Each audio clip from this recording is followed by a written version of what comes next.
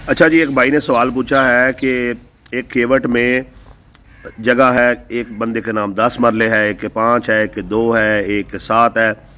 जगह जो है वो एक कनाल से ऊपर चली जाती है। केवट एक है, मालक 3-4 हैं। तो इसकी रजिस्ट्री जो है वो मरलों में होगी या कनाल के हिसाब से इसको रेट लगेगा। सबसे पहले ये समझ लें ये फ़र्क क्या है।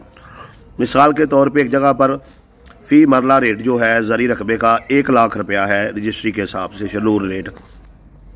और हो सकता है कि जब वो एकड़ में जाए, किले में वो जगह जो जाए, तो वहाँ पर मरले का रेट जो है वो 40,000 रुपया हो। तो इस हिसाब से वो अगर एक कनाल की रजिस्ट्री है तो वो 8 लाख रुपए की बनेगी शेड्यूल के हिसाब से, और मरले के हिसाब से 10 मरले की रजिस्ट्री ही 10 लाख की बन जाएगी, यानी टैक्स ज़्यादा पड़ेंगे।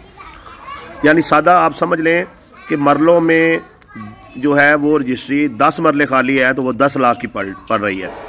लेकिन अगर वो रजिस्ट्री कनालों में चली जाएगी तो हो सकता है वहाँ पर मरले का रेट 40,000 रुपया हो और एक कनाल जो है वो 8 लाख रुपए की रजिस्ट्री बने, तो बचत होगी बहुत ज़्यादा।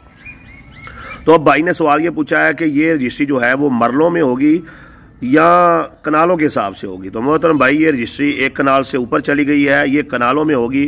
पटवारी आपसे झूठ बोल रहा है, वो आपसे दाव लगाने के चक्कर में है। इसका आपने किले का रेट चेक करना है क्या है, उस हिसाब से आपने कनाल का रेट निकाल लेना है, और कनाल के रेट के हिसाब से जो है शेड्यूल रेट इसका बनेगा, और आपने उसकी रजिस्ट्री जो है वो करवा लेनी है। 2 मरले, 4 मरले, 7 मरले, अलग अलग रजिस्ट्रियाँ करवा के ना ज़्यादा खर्चा करें, ना ज़्यादा टैक्स दें, ना ज़्यादा अपना नुकसान करें।